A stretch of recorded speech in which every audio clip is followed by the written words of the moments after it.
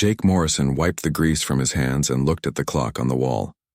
The numbers showed 2 in the morning, but he was still working. His coffee cup sat empty on the bench beside him. He had been fixing a broken hoverbike engine for the past 6 hours. The garage was quiet except for the hum of machines and the distant sounds of ships taking off from the spaceport. A knock at the door made him jump. He was not expecting anyone at this hour. Most customers knew he worked late, but they usually called first. Jake walked to the door and opened it slowly. The woman standing there took his breath away. She was tall and slim with pointed ears that marked her as not human. Her silver hair fell past her shoulders like a waterfall of moonlight. Her eyes were violet and they glowed softly in the darkness. She wore a long cloak that seemed to shimmer with its own light. "Please help me," she said. Her voice was like music and wind mixed together. "You are Jake Morrison, the mechanic." Jake nodded, still staring at her. He had seen aliens before, but never an elf. They were rare in this part of the galaxy. Most stayed on their home worlds far from human space. "My name is Lyra Moonwhisper." She said, "I need your help badly. They told me you are the best mechanic in 3-star systems. They said you can fix anything, lady. I fix ships and bikes," Jake said, "but I will try to help." "What is broken?" Lyra moved aside and Jake saw what she had been hiding behind her. In her arms was a small creature, about the size of a house cat. At first Jake thought it was some kind of pet, but then he looked closer. The creature had scales that looked like metal. Its wings were folded against its body, and Jake could see what looked like gears and wires mixed with flesh and bone. A soft blue light came from its chest area. "This is Spark. Lyra said he is hurt badly. We were attacked 3 days ago. His fusion core is damaged." Jake had never seen anything like it. The creature was part animal and part machine. The blend was perfect and seamless. Where skin met metal, there were no rough edges or ugly joints. It was like someone had designed a living machine or a mechanical animal. "Bring him inside," Jake said. He stepped back to let them enter the garage. "I need better light to see what is wrong." Lyra carried Spark to the workbench. Jake cleared away tools and parts to make space. The small dragon lay still on the metal surface. His breathing was weak and the blue light in his chest flickered like a dying flame. Jake grabbed his scanner and ran it over Spark. The readings made no sense at first. Half showed biological signs like heartbeat and brain waves. The other half showed mechanical readings like power output and system status. "What is he?" Jake asked. He moved the scanner slowly over the dragon. "Trying to understand the data. Spark is a synthesis dragon," Lyra explained. Her hand stroked his head gently. "My people created them long ago. They are part living creature and part machine. The perfect blend of both worlds." Jake had heard stories about such things but thought they were just tales. Humans had tried to merge flesh and machine many times, but it never worked well. The body would reject the implants or the machine parts would fail. This dragon showed no signs of rejection. The organic and mechanical parts worked together perfectly. "Who attacked you?" Jake asked. He found the main damage in the chest area. Several components were cracked and leaking energy. "The Void Collective," Lyra said with anger in her voice. "They hunt us everywhere we go. They want to take Spark apart and steal his technology. They do not care that he is alive. They see only the machine parts." Jake knew about the Void Collective. Everyone in the spaceport. They were pirates, and worse, they stole technology from anyone they could catch. Some said they were building an army of machines. Others said they just sold what they stole to the highest bidder. "Can you fix him?" Lyra asked. Her violet eyes were full of worry. Jake studied the damage more carefully. The fusion core was indeed cracked. Energy leaked from 3 different places. The neural connections between the organic brain and the quantum processors were also damaged. Some of the scale sensors were offline. It was complex work that would need both medical knowledge and engineering skill. "I can try," Jake said. "But I need to understand how he works first. I have never seen anything like this before."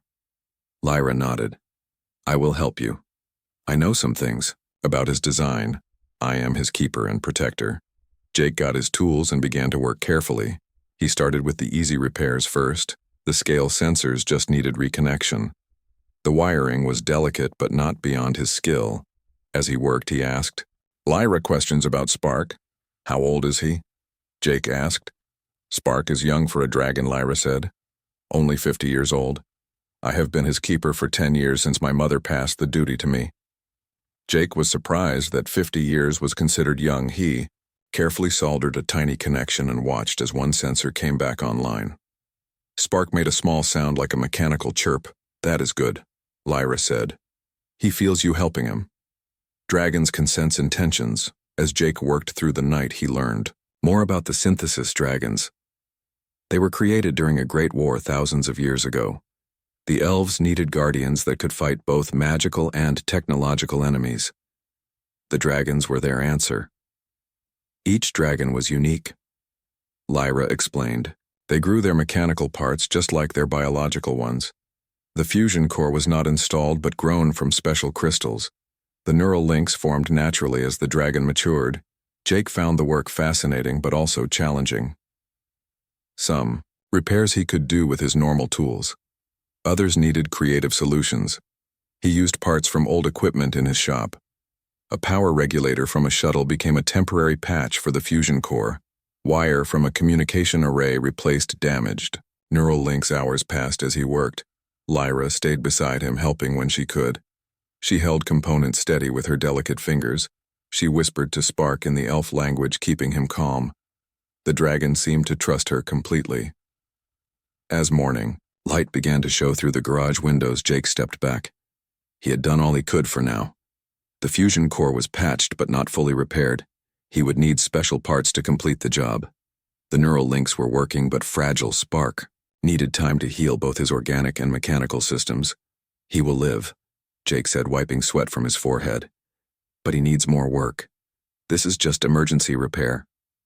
Lyra smiled for the first time. "Thank you, Jake Morrison. You have given us hope." Jake looked at the small dragon on his workbench. Spark opened one eye and looked back. The eye was part organic and part digital display. It was beautiful and strange. At the same time, Jake felt something in his chest. A connection he did not expect. "Need to hide, Jake," said the Void Collective. "Will keep hunting you. If they tracked you here, they will come." "I know," Lyra said sadly. "We have been running for so long.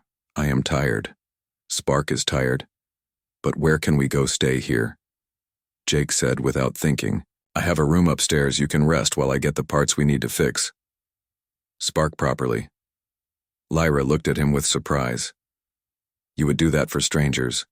Jake looked at Spark again. The little dragon chirped softly. "You are not strangers anymore," he said. 3 days passed in the small garage above the spaceport. Jake had closed his shop to regular customers, putting a sign that said, "Equipment malfunction." He spent every hour working on Spark, learning more about the dragon with each repair. The room upstairs was small but comfortable.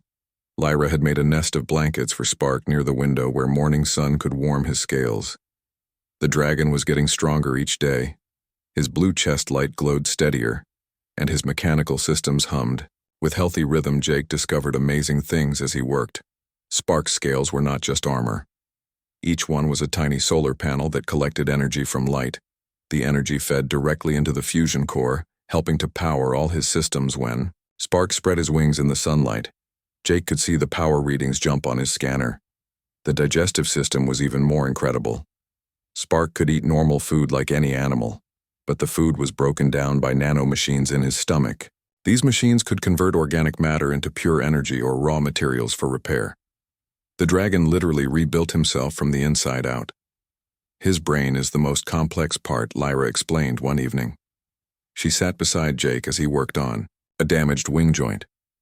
The organic neurons connect directly to quantum processors. It allows him to think like a living being, but process information like a computer. Jake carefully adjusted a tiny servo in the wing. He had gotten used to working on Spark. Now the dragon trusted him completely and would lie still for hours while Jake made repairs. Sometimes Spark would watch what Jake was doing with curious eyes. Other times he would sleep, making soft mechanical purring sounds. "Tell me about the dragon keepers," Jake said as he worked. Lyra smiled sadly. We were once many, she said. Every synthesis dragon had a keeper, someone who bonded with them and cared for them. The dragons could survive alone, but they were happier with a companion. What happened to the others? Jake asked. Wars happened. Lyra said time happened, fear happened. People saw the dragons as weapons or as valuable technology to steal. One by one the dragons were killed or captured. Their keepers died defending them. My mother was keeper to Spark's mother. She passed when I was young. Jake felt anger rise in his chest. He had been working on Spark for days now and had come to care about the little dragon. The thought of someone hurting him made Jake want to fight. The Void Collective is just the latest threat, Lyra continued. They have been hunting us for 2 years. They almost caught us on Titan Station, then again near Mars. This last attack was the closest they have come. Jake finished with the wing joint and moved to check the tail sensors. As he worked, he noticed Spark watching him. The dragon tilted his head and made a chirping sound. Then he reached out with his tail and knocked over Jake's empty coffee cup. Hey, careful, Jake said, but he was smiling. Spark chirped again and pushed the cup with his nose. Then he looked at Jake and opened his mouth like he was drinking. Jake laughed and picked up the cup. You want coffee? Jake asked. You are a machine dragon. You do not need caffeine. Spark kept playing with the cup. Lyra laughed too. It was a musical sound that made the garage feel warmer. He is copying you, she said. Dragons learn by mimicking. He has been watching you drink coffee every day. Now he wants to try. Jake went to his coffee maker and poured a tiny amount into a saucer. He added lots of milk to cool it down and brought it to Spark. The dragon sniffed it with sensors in his nose, then lapped at it with his mechanical tongue. He made a face and sneezed, shooting tiny sparks from his nostrils. Maybe. Not ready for coffee yet, Jake said, grinning. Day by day, Spark grew stronger and more playful. He would fly around the garage, testing his repaired wings. He learned to land on Jake's shoulder and ride there while Jake worked. The dragon was light despite all his mechanical parts. His anti-gravity systems could adjust his weight. One morning, Jake woke to find Spark curled up on his chest. The dragon was warm from his fusion core and his mechanical purring was soothing. Jake lay still, not wanting to disturb him. He realized how lonely he had been before years of working alone in his garage with only broken machines for company. Lyra came in with breakfast she had made. She stopped when she saw them and smiled. He has bonded with you, she said, quietly. That is rare. And special. Jake carefully sat up, holding Spark, who chirped and nuzzled his cheek. What does that mean? Jake asked. It means he sees you as family. Lyra explained. Dragons bond for life. When they choose someone, they will protect them always. It's not just programming. It's real emotion. Jake felt something tight in his chest. He looked at the little dragon in his arms. Spark looked back with eyes that held both digital displays and real feeling. On the 5th day, Jake finally had all the parts he needed. He had called in favors from across the spaceport, a fusion matrix from an old starfighter, neural conduits from a medical supply ship, quantum processors from a crashed probe. Everything cost him most of his savings, but he did not care. This is the big repair, Jake told Spark. The dragon sat on the workbench watching everything. I'm going to fix your fusion core properly. No more patches. Spark chirped and spread his wings. The gesture looked like trust. Jake began the delicate work. The fusion core was the heart of Spark systems. It powered everything from his flight to his thoughts. The crack went deep into the crystal structure. Jake had to remove the damaged sections without shutting down the whole system. It was like doing heart surgery while the heart was still beating. Lyra stood beside him, holding tools ready. She had learned to anticipate what he needed. Their movements became a dance of coordination. Jake would reach out, and the right tool would be in his hand. He would need a component, and Lyra would have it ready. Hours passed in focused work. Jake installed the new fusion matrix piece by piece. Each connection had to be perfect. Each power conduit had to match exactly. One mistake could overload Spark systems. The hardest part was connecting the new matrix to the old core. Jake had to bridge the gap with careful programming. He wrote code that would let the new and old parts work together. It was not in any manual. This was pure instinct and creativity. Almost there. Jake said, sweat dripping down his face. One more connection. He made the final link and stepped back. For a moment, nothing happened. Then Spark's chest blazed with bright blue light. The dragon opened his eyes wide and spread his wings. Energy coursed through every system at full power. Spark leaped into the air with a cry of joy. He flew in circles around the garage faster than Jake had ever seen him go. His scales shimmered with power, and his wings left trails of light in the air. The dragon was not just repaired, he was better than before. He landed on Jake's shoulder and nuzzled his face, chirping loudly. Lyra laughed and hugged Jake without thinking. "Thank you," she said. "You saved him." Jake hugged her back, feeling Spark's warm weight on his shoulder. In that moment, the garage felt like home in a way it never had before. He had fixed many things in his life, but this felt different. This felt like he had fixed something in himself, too. That night they celebrated. Jake made his special coffee blend and even gave Spark another try at it. The dragon still made faces but seemed to enjoy being part of the ritual. They talked about the places Lyra and Spark had seen in their travels. Jake told stories about the strangest repairs he had done. As they talked, Jake noticed how beautiful Lyra looked in the warm light of the garage. Her smile came easier now that Spark was healed. Her musical laugh filled the space between the tools and machines. Jake found himself wishing they could stay forever, but he knew that was not possible. The Void Collective was still hunting them. Lyra and Spark would have to leave soon. The thought made his chest hurt in a way no physical wound could. "We should talk about where you will go," Jake said finally. Lyra's smile faded. "I do not know." She said, "We have run out of safe places. Every station, every planet, they find us eventually. Then stay here." Jake said quickly, "The spaceport has security. I have friends who can help." The lights in the garage suddenly went out. The darkness in the garage was complete except for Spark's blue glow. The dragon had gone from playful to alert in an instant. His mechanical system switched to combat mode with a sound like weapons charging. Jake felt the heat from Spark's fusion core increase as the dragon prepared for battle. "They found us," Lyra whispered. Her eyes began to glow with purple light in the darkness. Magic energy gathered around her hands. Jake moved to the window carefully and looked outside. Black armored figures surrounded his garage. He counted at least 15 soldiers of the Void Collective. Their weapons glowed with stolen energy signatures. Each soldier wore full combat gear that would stop most attacks. "How did they find you?" Jake asked. Moving away from the window, Lyra looked guilty. "They must have tracked my magic signature. I have been careful, but using magic to help heal Spark might have given us away." Jake felt no anger, only determination. These people had come to his home. They threatened his friends. They wanted to tear Spark apart for parts that was not going to happen. "I have weapons," Jake said, moving to a locked cabinet. "Stay here." He opened the cabinet and pulled out a plasma rifle. He kept it for protection in the rough neighborhoods. Around the spaceport, he also grabbed 2 energy pistols and handed one to Lyra. "Cannot let you fight for us," Lyra said.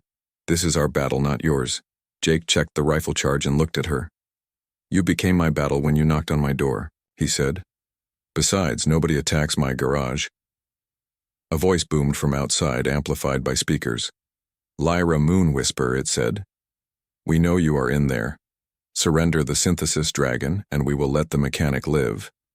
Jake recognized the voice. Commander Kane, of the Void Collective. He was known across 3 systems as a hunter who never gave up. His team had stolen technology from dozens of worlds. "You have 60 seconds, the voice continued. "Then we come in." Jake looked around his garage, calculating their defenses were weak. The walls were just metal and concrete. The windows would not stop plasma fire. They needed a better position. "The workshop," Jake said. "It has reinforced walls for engine testing. We can hold out there." They moved quickly to the back room. Jake grabbed emergency supplies as they went. Food, water, medical kit, extra power cells. Spark flew beside them, his wings silent despite their speed. The dragon understood the danger. 40 seconds, the voice outside said. Jake sealed the workshop. Doran activated the emergency barriers. Metal plates slid over the windows. Magnetic locks engaged on the door. It would not stop the soldiers forever, but it would slow them down. Tell me about their weapons, Jake said to Lyra. Standard plasma rifles, she said. Some have net launchers to capture dragons. They might have EMP grenades to disable spark systems. 20 seconds. Jake had an idea. He looked at the power junction box on the wall. His garage was connected to the spaceport's main power grid. For the heavy machinery, if he could overload the system, it might disable some of their equipment. Spark, Jake said. Can you interface with the power grid? The dragon chirped and flew to the junction box. His tail opened to reveal connection ports. He plugged directly into the system. His eyes flickered as data flowed through his processors. 10 seconds. Jake raised his rifle and aimed at the door. Lyra stood beside him, her hands glowing brighter with magic. Spark remained connected to the power grid, his body rigid with concentration. Time is up, the voice said. Breach. The first explosion shook the garage. Jake heard the main door blow apart. Heavy footsteps entered his shop. The sound of equipment being knocked over made him angry. They were destroying his workplace. The workshop door held against the first blast. The reinforced metal bent but did not break. Jake could hear soldiers setting up heavier charges. Spark, get ready, Jake said. The dragon chirped acknowledgement. His connection to the power grid went deeper. Jake could see displays showing Spark hacking into nearby systems, streetlights, security cameras, even other shops. Everything connected to the grid was under his control. The second blast cracked the workshop door. Soldiers would pour through any second. Jake gripped his rifle tighter. Now Spark, Jake yelled. The dragon sent a massive power surge through the grid. Every light in a 3-block radius exploded at once. Electrical systems overloaded and caught fire. The soldiers' EMP shielding could not handle the sudden overload. Half their equipment shut down instantly. The workshop door burst open, but instead of organized soldiers, confused enemies stumbled through. Their night vision was fried, their targeting systems offline. They fired blindly into the workshop. Jake shot with precision, aiming for joints and weak points in their armor. Lyra cast spells that turned the air solid around soldiers, trapping them in place. Spark disconnected from the grid and joined the battle. The little dragon was terrifying in combat mode. He breathed jets of plasma that melted armor. His tail became an energy whip that could cut through weapons. His small size made him hard to hit as he flew between enemies. But more soldiers kept coming. The ones outside had shielded equipment that survived the power surge. They pushed through the ruined door in waves. Jake ran low on power cells for his rifle fall back.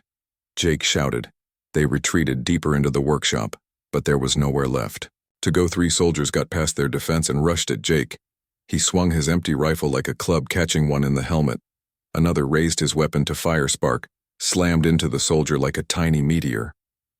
The dragon wrapped around the man's helmet and discharged electricity directly into his armor. The soldier convulsed and fell. Spark leaped to the next target. A net launcher fired, catching Spark in mid-flight. The dragon crashed to the ground, tangled in energy mesh that disrupted his systems. Spark thrashed and chirped in distress but could not break free. No, Jake yelled. He ran toward Spark, but 2 soldiers blocked him. Lyra screamed in rage. Her magic exploded outward in a wave that threw soldiers back, but more kept coming.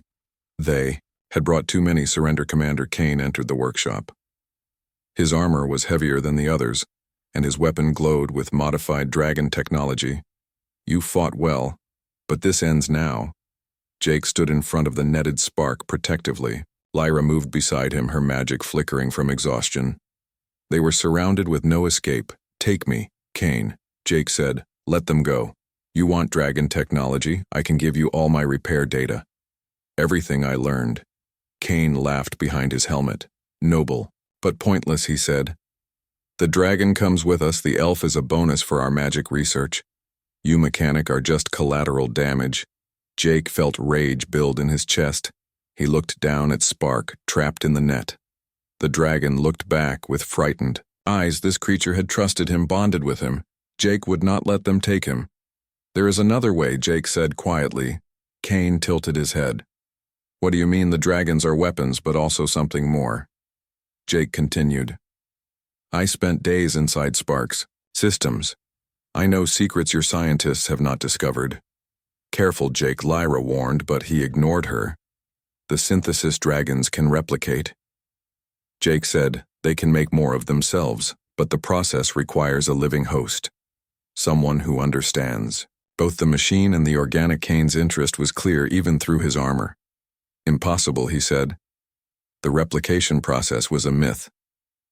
Jake knelt beside Spark and put his hand on the net. "Let me show you," he said. His fingers found the hidden release Jake had installed days ago when he first examined the net launcher technology. The mesh fell away and Spark was free. In one smooth motion, Jake grabbed the dragon and connected him to the workshop main computer. "What are you doing?" Kane shouted, raising his weapon. Jake smiled. "Making an army," he said. He activated the quantum fabricator and linked it to Spark's core systems. The dragon understood immediately. Their bond made communication instant.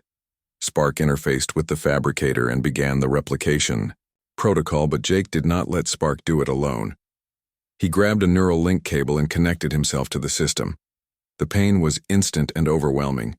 His consciousness merged with Spark's quantum processors. He felt his mind expand and fragment. The fabricator blazed to life. Energy poured from Spark's core into the machine. The air shimmered with heat and light. Kane and his soldiers stepped back in shock as forms began to take shape. One dragon, then 2, then 6, then 12. Each one emerged from the fabricator fully formed and ready for battle. They were not exact copies of Spark, but variations. Each carried part of Jake's determination and Spark's ancient programming. The workshop filled with dragons. Their combined glow turned the darkness into day. They moved as one unit, coordinated by the shared consciousness of Jake and Spark. The soldiers' weapons were useless against so many targets. "Retreat," Kane ordered, but it was too late. The dragon swarm descended on the Void Collective with coordinated fury. They disabled weapons, melted armor, and drove the soldiers from the workshop. Those who resisted were wrapped in energy coils until they surrendered. Jake felt every victory through his link with the dragons. But the strain was enormous. Human minds were not meant to exist in quantum states. He felt himself starting to fragment. Jake Lyra's voice called him back. "You have to disconnect." He found her face through the chaos and focused on it. Slowly, painfully, he pulled his consciousness back from the quantum link. The neural cable fell away and Jake collapsed. When his vision cleared, he was lying on the workshop floor. Spark sat on his chest, chirping with concern. Around them, 24 dragons perched on equipment and shelves. Their eyes all watched Jake with intelligence and gratitude. "You did it," Lyra said, tears streaming down her face. "You saved us all." The abandoned warehouse at the edge of the spaceport became their temporary home. Jake had used it for storage years ago, but now it sheltered 24 dragons plus 3 humans. The space was large enough for the dragons to fly and practice their abilities while staying hidden from searching eyes. 2 weeks had passed since the battle at the garage. The Void Collective had retreated, but Jake knew they would return with larger forces. Commander Kane did not accept defeat easily. The spaceport. Security had found the wrecked garage and unconscious soldiers, but Jake, Lyra, and the dragons were long gone. The new dragons were fascinating to watch. Each one developed its own personality within days. Some were playful like Spark, others were serious and watchful. A few showed talent for engineering and helped Jake modify the warehouse systems. One dragon loved music and would chirp along to radio stations. Jake discovered he could sense all of them through the bond. The connection was not overwhelming anymore, but gentle like background music. He knew when they were happy, afraid, or hungry. He could even communicate basic ideas without speaking. "You are becoming something new," Lyra said one evening. They sat on the warehouse roof, watching the dragons practice aerial maneuvers in the setting sun. Jake flexed his hand, seeing faint blue lines under his skin, where the neural link had changed him. "I can feel the technology around us," he said. It's like I understand machines in a deeper way. Now, the synthesis process was not meant for humans, Lyra explained. But you found a way to make it work. You are the first human dragon keeper in the true sense. Below them, Spark led the other dragons through combat drills. They moved like a single organism, turning and diving in perfect coordination. When Spark breathed plasma, the others followed, creating a wall of fire that lit up the evening sky. We cannot hide forever. Jake said, "The warehouse is good, but they will find us." Lyra nodded sadly. Every safe place becomes a trap eventually. That has been my life for 10 years. Always running, never resting.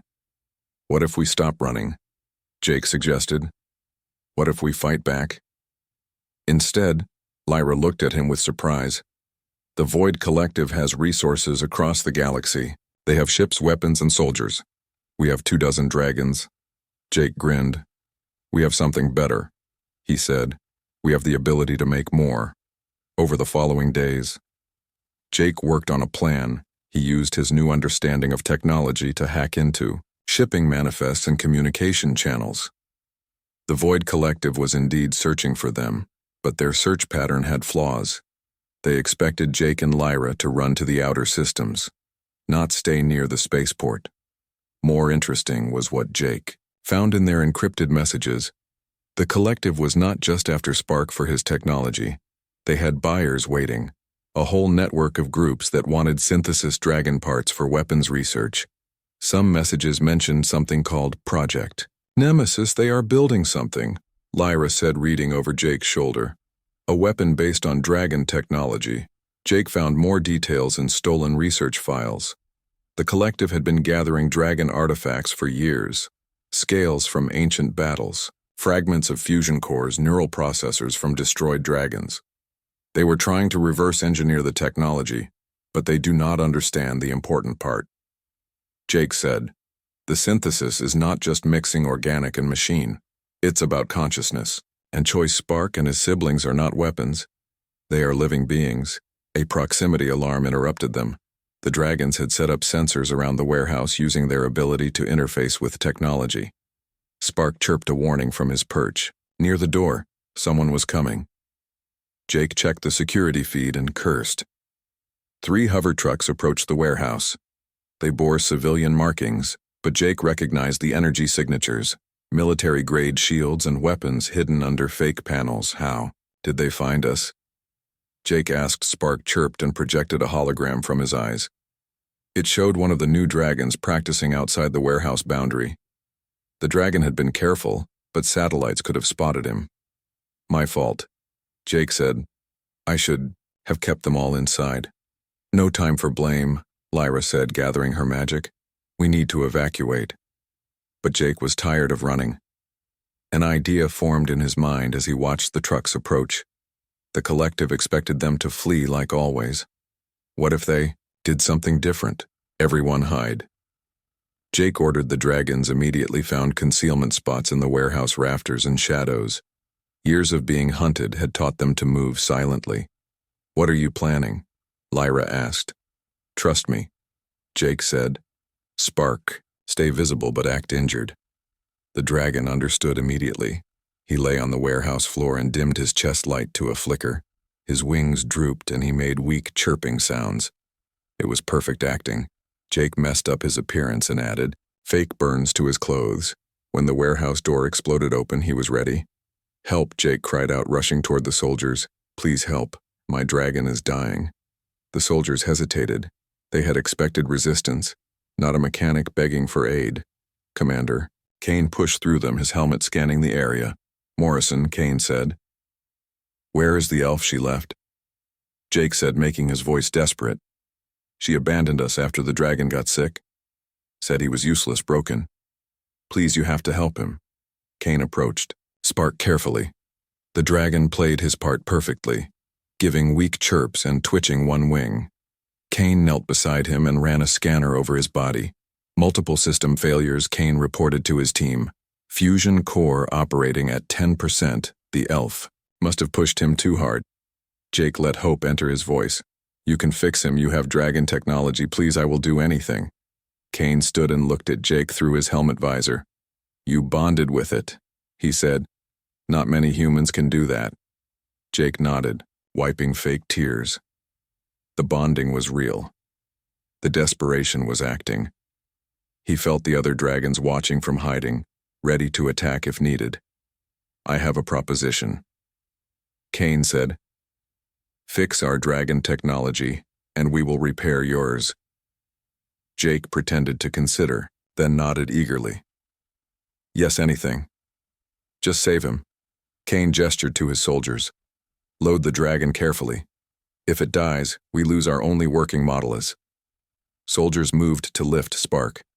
Jake caught Lyra's eyes in the shadows. He winked. Trust me, his expression said the hover trucks had mobile workshop equipment. Kane clearly expected to study Spark during transport.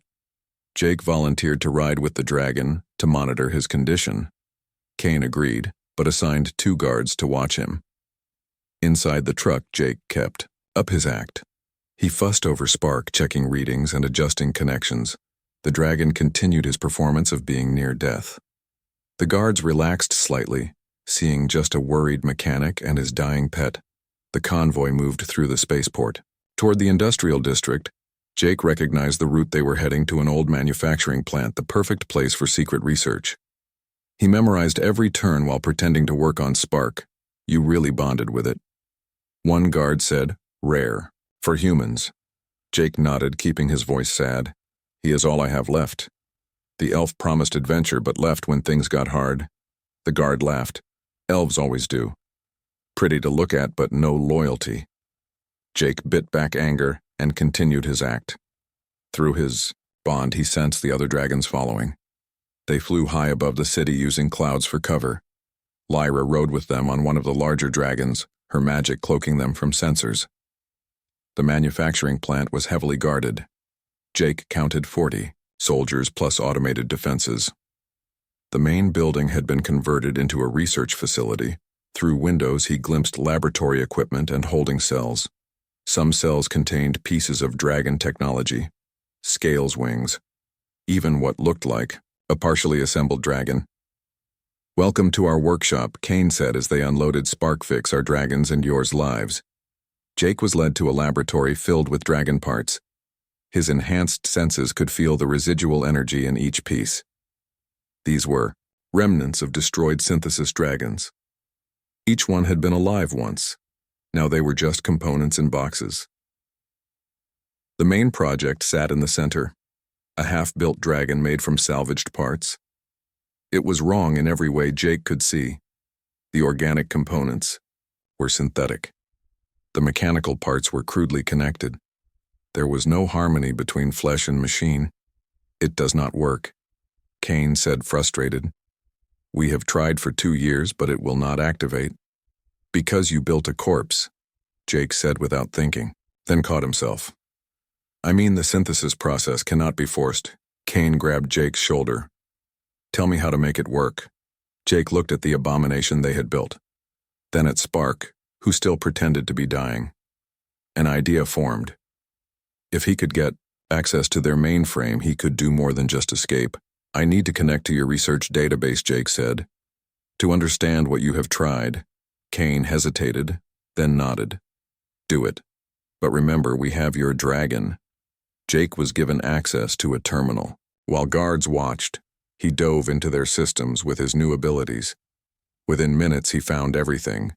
Project Nemesis was worse than he thought. They planned to build an army of artificial dragons. Weapons without consciousness. Tools of war. Without mercy, he also found prisoner records. Other dragon keepers had been captured over the years. Most were dead now, but 3 elves were still held in deep cells. Their dragons had been dissected for parts. Jake kept his face neutral while rage built inside. Through his bond, he shared what he found with the other dragons and Lyra. He felt their anger join his time to end this. Jake whispered to Spark. The dragon opened one eye, fully alert. Jake stood and faced Kane. I know how to fix your dragon, he said. But I need the living dragon keepers you have imprisoned. Their knowledge is essential. The three elf prisoners introduced themselves as Kira, Davin, and Mort. Each had been a dragon keeper before the collective captured them. Their dragons had been named Blaze, Frost, and Storm. The pain in their eyes when they spoke those names told Jake everything. "I need you to trust me," Jake whispered, the guard standing too far to hear clearly. "My dragon Spark is pretending to be damaged." 23 more dragons wait outside with Lyra. Moon whisper, "Lyra lives." Kira gasped. She was the youngest, of the three with green hair and golden eyes. "My sister keeper survived," Jake nodded. "We are going to destroy this place and free you. But I need your help to make their fake dragon work first." "Why help them create a weapon?" Davin asked. His white hair marked him as elderly for an elf, because Jake grinned. "I am not going to make a weapon, I am going to make a trap." He explained his plan quickly. The elves listened with growing hope and excitement. When Jake finished, they nodded agreement. "We will help," Mort said. His scarred face showed old battles. "For our dragon's memory, we will help."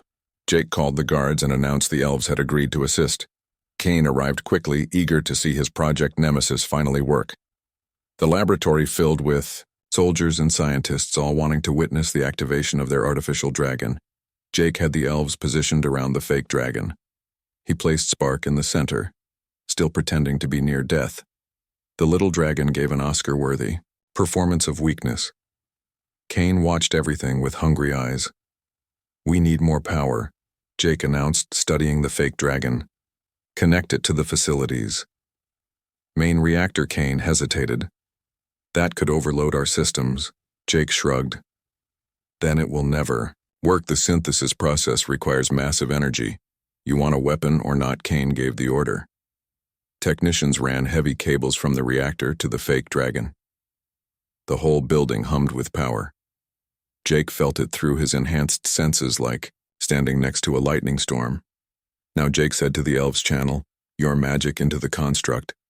Remember what your dragons felt like. Pour that memory into the machine." The three elves began to sing in their ancient language. Magic flowed from them into the fake dragon, but Jake knew it would not be enough. The construct had no real consciousness to awaken. It was just parts forced together. "More power," Jake demanded. "The reactor is not enough." Kane ordered backup generators activated. The lights in the facility dimmed as everything fed into the fake dragon. It began to glow and twitch, but still did not wake. Through his bond, Jake sent a single thought to the waiting dragons. Now, outside the facility, chaos erupted. 23 dragons dove from the sky, breathing plasma and lightning. They targeted the defensive turrets, first melting them to slag. Automated defenses tried to track so many fast targets but failed. Inside soldiers ran to windows in shock. Kane spun toward Jake with rage. But Jake was ready. "The trap springs," Jake said. He slammed his hand on the console and activated the program he had written while pretending to research. Instead of powering the fake dragon, all that energy redirected into the facility system's computers. Overloaded doors sealed shut. Cells opened. The three elf prisoners were free. Spark dropped his dying act and leaped at Kane. The commander tried to draw his weapon, but Spark was faster. He wrapped around Kane's helmet and discharged electricity directly into his suit. Kane convulsed and fell. "Stop them." Soldiers shouted, but the laboratory was in chaos. The fake dragon exploded from too much unfocused power. Metal and synthetic flesh scattered everywhere. Scientists ran from the burning remains. Jake grabbed the elves and pulled them behind cover as plasma fire filled the air. Lyra appeared like an avenging angel.